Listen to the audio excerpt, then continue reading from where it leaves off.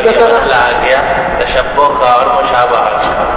تشبہ کا اور مشابہت کا۔ تو چلو کام آئے گی یہ بات، یاد رکھو کہ ایک ہے تشبہ، ایک ہے مشابہت۔ تشبہ جو ہے وہ حرام ہے اور مکروہ تحریمی ہے۔ حدیث میں آتا ہے کہ من تشبہ بقوم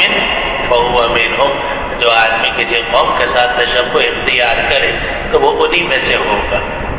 یہ ہے تشبہ۔ چنانچہ اگر کوئی آدمی کافروں کی مشابہت کے قصد سے کوئی لباس یا کوئی چیز استعمال کرے گا کہ میں بھی ایسا ہی نظر آؤں، تو یہ تشبہ ہے اور یہ حرام ہے، اس کو تشبہ کہا جاتا ہے۔ اور تشبہ یہ باب تفاعل ہے، اور تفاعل کے اندر آپ جانتے ہیں کہ تکلف کا معنی پایا جاتا ہے کہ بتکلف اپنے آپ کو دوسروں کی طرح بنانا۔ تو اگر نیک لوگوں کی طرح بناؤ تو حب الصالحین ولست منہم لعل اللہ یرزقنی صلاحا، لیکن اگر کسی کافر اور فاسق لوگوں کے ساتھ مشابہت اختیار کرے تو فہو منہم۔ تو یہ تشبہ تو حرام ہے، لیکن ایک تشبہ نہیں ہوتا بلکہ مشابہت ہوتی ہے۔ جیسا کہ آپ نے اپنی راحت کے لیے کوئی لباس پہنا، لیکن اس علاقے میں وہ لباس جو تھا وہ کافی زیادہ استعمال کرتے تھے، لیکن آپ کا قصد جو ہے وہ کافروں کے ساتھ مشابہت اختیار کرنا نہیں تھا بلکہ اپنی حاجت پوری کرنا تھا۔ مثلا آپ کسی علاقے میں پہنچے، کافروں کے علاقے میں، وہاں سخت سردی پڑ رہی تھی، اب جب آپ اترے کرتا شلوار پہن کر تو آپ کے دانت بجنے لگے، تو آپ نے کہا لاؤ بھائی کوئی گرم لباس دو۔ اب انہوں نے وہاں کا گرم لباس آپ کو دے دیا اور آپ نے پہن لیا تاکہ سردی سے بچیں۔ اب وہ ہے گرم لباس ایسا کہ وہاں کافر اس کو استعمال کرتے ہیں، تو یہ تشبہ نہیں ہے بلکہ مشابہت ہے۔ تشبہ اور چیز ہے اور مشابہت اور چیز ہے، اور اسی لیے حدیث میں آتا ہے بلکہ اگر یہ مشابہت کسی عذر کی وجہ سے ہو تو پھر تو کوئی حرج ہی نہیں ہے بالکل، جیسے سردی سے بچنے کے لیے، یا جنگ میں آپ نے کوئی لباس ایسا پہنا جو کافروں کا امریکنوں سے چھینا ہوا تھا، امریکن ہی لگ رہے تھے آپ، لیکن آپ نے اپنے مقصد کے لیے پہنا، کوئی مقصد کافروں کے ساتھ مشابہت نہیں تھی، تو یہ تشبہ نہیں ہے بلکہ یہ مشابہت ہے۔ اور حاجت کی بنا پر اگر ایسی چیز استعمال کی جائے تو اس میں کوئی کراہت نہیں ہے، اور اسی لیے حدیث میں آتا ہے کہ نبی کریم صلی اللہ علیہ وسلم جب غزوہ تبوک میں تشریف لے گئے تو آپ نے جبۃ رومیۃ ضیقۃ الکمین، آپ نے وہاں جا کر رومی جبہ پہنا، حالانکہ وہ کافروں کے ہاں کا بنا ہوا تھا اور روم کا بنا ہوا تھا، اور کافر اس کو استعمال کرتے تھے۔ عرب جتنے لوگ استعمال کرتے قمیص وغیرہ، اس کی آستین بہت بڑی ہوتی تھی، بلکہ آستین کے اندر جیب بھی ہوا کرتی تھی بعض اوقات، لیکن آپ نے جو جبہ استعمال فرمایا ضیقۃ الکمین تھا، جو عربوں کے طریقے کے خلاف تھا اور رومیوں کے طریقے کے مطابق بنا ہوا تھا، اور اسی لیے آپ نے وہ روایتیں پڑھ لی ہوں گی کہ ہاتھ نکالنے کی آپ نے کوشش کی لیکن ہاتھ پورا نہیں نکل سکا، تو آپ نے اپنے بازو مبارک نکالے اور وضو کیا الی آخری۔ تو معلوم ہوا کہ اگر جبۃ رومیۃ ضیقۃ الکمین کسی حاجت کی وجہ سے پہن لیا جائے تو یہ تشبہ نہیں ہے بلکہ مشابہت ہے، اور مشابہت اگر کسی عذر کی بنا پر ہے، حاجت کی بنا پر ہے تو کراہت نہیں ہے، لیکن اگر بغیر وجہ کے ہے پھر یہ خلاف اولیٰ ہے اور اسے بچنا جو ہے وہ بہتر ہے۔ تو تشبہ تو حرام ہے یا کراہت تحریمی ہوتی ہے، یا تو حرام ہوتا ہے یا مکروہ تحریمی ہوتا ہے، لیکن مشابہت بعض صورتوں میں جائز ہے اور بعض صورتوں میں مکروہ تنزیہی یعنی خلاف اولیٰ ہے۔ بات ختم ہو گئی۔ اگلی بات یہ سمجھیے کہ یہ خود تشبہ اور مشابہت جو ہے تو اس میں بڑی یعنی فرق ہے۔ مولانا کہاں سے آ رہے ہو؟ ہیں ابھی گئے تھے، بتانا چاہتے ہو؟ اب یہ سمجھیے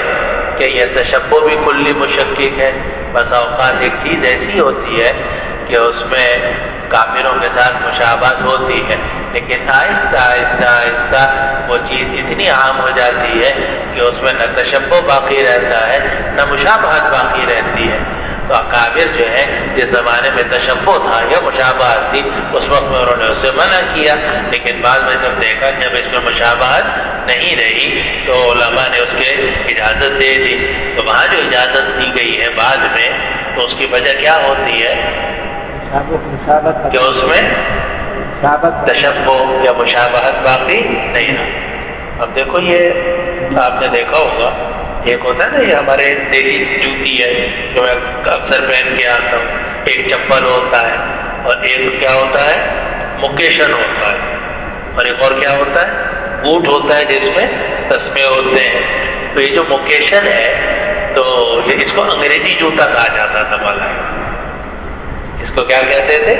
انگریزی جوتا، اور ہمارے اکابر جو ہے وہ اس کو پہننے کو بڑا معیوب سمجھتے تھے کہ انگریزی جوتا کیوں پہن رہا ہے یہ شخص۔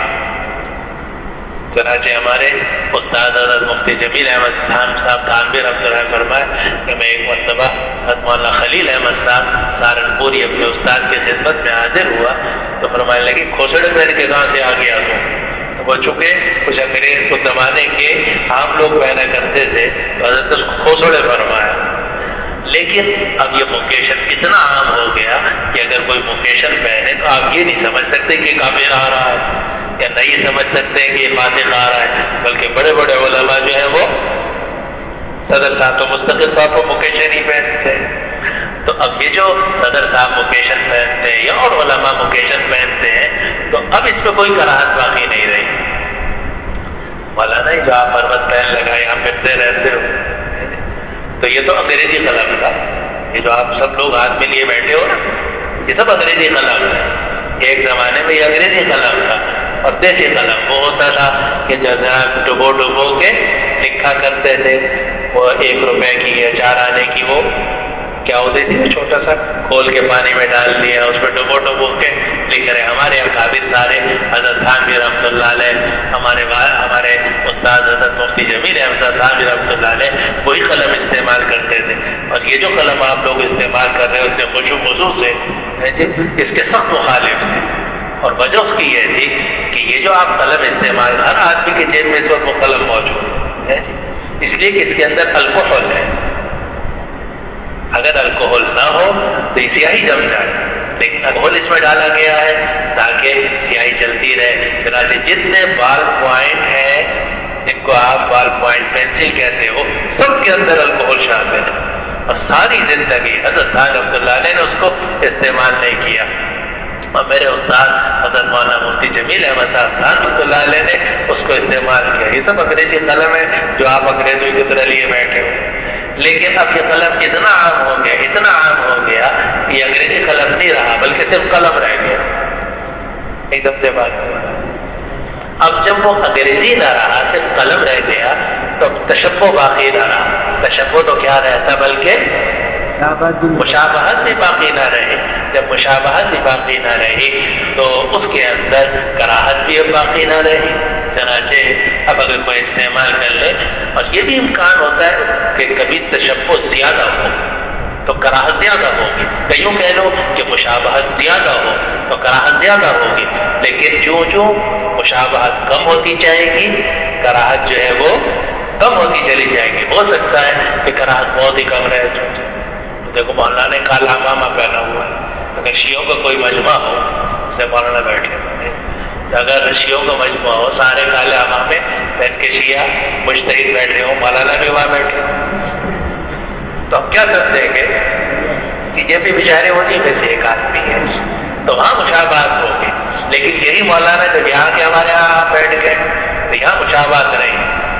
ہو سکتا ہے کالا لباس اگر آپ عام دنوں میں پہن لیں تو اس میں مشابہت نہ ہو، لیکن ہو سکتا ہے کہ 9-10 محرم کو پہنے تو اس کے اندر کافروں کے ساتھ فاسقوں کے ساتھ مشابہت پیدا ہو جائے، تو وہاں مشابہت بعض صورتوں میں ہوگی بعض صورتوں میں نہیں ہوگی۔ جن صورتوں میں مشابہت ہوگی اس میں کراہت تنزیہی ہوگی، اور جن صورتوں میں مشابہت نہیں ہوگی اس میں کراہت نہیں ہوگی۔ اور اگر ان جیسا بننے کی نیت سے کیا وہ مشابہت نہیں ہے بلکہ وہ کیا ہے تشبہ ہے، وہ مکروہ تعظیمی ہے، وہ ناجائز ہے۔